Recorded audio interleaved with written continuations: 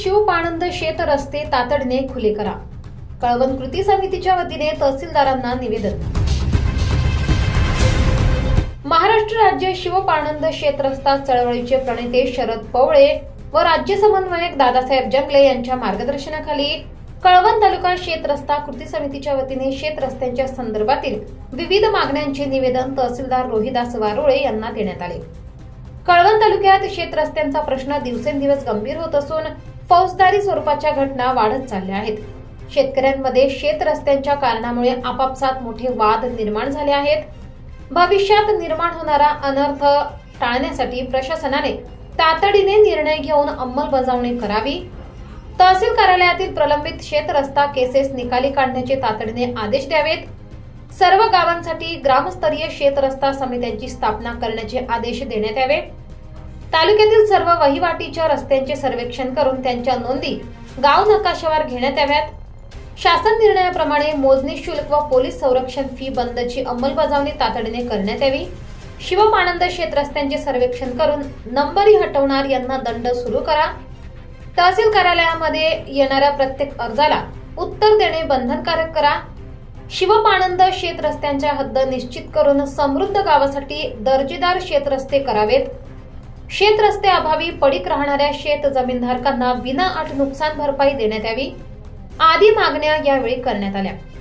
शेतीची वाढत चाललेली तुकडेवारी, भाऊ हिस्सेदारी, शेतीमधील कमी होणाऱ्या मनुष्यबळाच्या उपलब्धतेमुळे यांत्रिकीकरण ही परिहार्य बाब झाली आहे. शेतीमाल बाजारात पोहोचवण्याकरिता पेरणी, अंतर्मशागत, कापणी, मळणी या स्वरूपाची यंत्रसामग्री शेतीपर्यंत जाण्यासाठी शेतीपूरक व्यवसाय, सर्पदंश, वीज पडणे, पूर येणे, आग लागणे या स्वरूपाच्या आपत्कालीन घटनांमुळे जीवित हानीचे वाढते धोके, त्याचबरोबर शेतकरी शेतीत वास्तव्यास असून शेतमाल बाजारपेठेत पोहोचवण्यासोबतच विद्यार्थ्यांना, शेतकऱ्यांना दळणवळणासाठी बारामाही दर्जेदार शेत रस्त्यांची आवश्यकता असून तहसील प्रशासनाने वरील मागण्यांचा सहानुभूतीपूर्वक विचार करून शासन निर्णयाची अंमलबजावणी करत शेतकऱ्यांना न्याय देत दर्जेदार शेत रस्ते उपलब्ध करून द्यावेत अशी मागणी कृती समितीच्या वतीने करण्यात आली. यावेळी कृती समिती सदस्यांसह अनेक शेतकरी मोठ्या संख्येने उपस्थित होते. कळवण तालुक्याची परिस्थिती एवढी वाईट आहे की सगळे शेतरस्ते जे आहेत, पानन रस्ते किंवा शेतपाद्या या बऱ्याचशा लोकांनी हव्यासापोटी पूर्णपणे बंद करून अडचण करून ठेवलेली आहे. त्याच्यामुळे शेतकऱ्यांचे हाल आहेत आणि शेतकऱ्यांना आपला स्वतःचा पिकवलेला माल मार्केटमध्ये नेता येत नाही किंवा काढता येत नाही आणि काढलं तर त्यांच्या रावण्या पावण्या पाया पडण्याची पाळी येते. तरी सुद्धा ते अव्यर्थात. एकच त्यांचा दृष्टिकोन असतो की यांनी विकून कुठेतरी पळून जावं, नाहीतर आम्हाला फुकट नेऊन द्यावं. पण अशा परिस्थितीमध्ये शेतकऱ्यांचे हाल थांबवण्यासाठी कोर्ट कचेरी याच्यामध्ये दीर्घ काळ लागतो.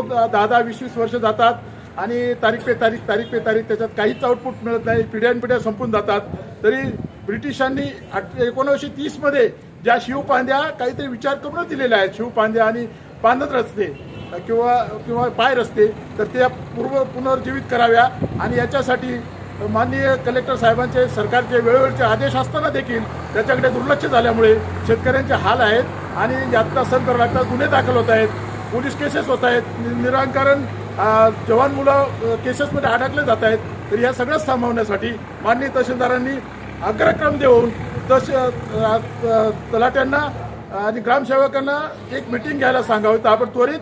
आणि जे आमची कमिटी आहे, पानन रस्त्यांची कमिटी आहे, तिच्याशी संपर्क करून ज्या सगळ्यांच्या अडचणी, सगळ्या गावांच्या अडचणी आहेत त्या समजून घ्याव्या हीच आमची विनंती आहे. न केल्यास आम्हाला मोठं आंदोलन छेडावं लागेल. नाविलाज असतो आम्हाला मोठं आंदोलन छेडावं लागेल. याला सर्वस्व जबाबदार प्रशासन, माननीय तहसीलदार साहेब राहतील. तालुक्यातील बेस शिवारातील रस्ता हा 35 वर्षापासून बंद झालेला होता. राजस्व अभियानात तो खुला केला होता, परंतु काही लोकांनी तो पूर्ण बंद केलेला आहे. त्यामुळे शेतकऱ्यांचे अतोनात हाल होत आहेत, नुकसान होत आहे. शाळकरी मुलांना शाळेत जाता येत नाही.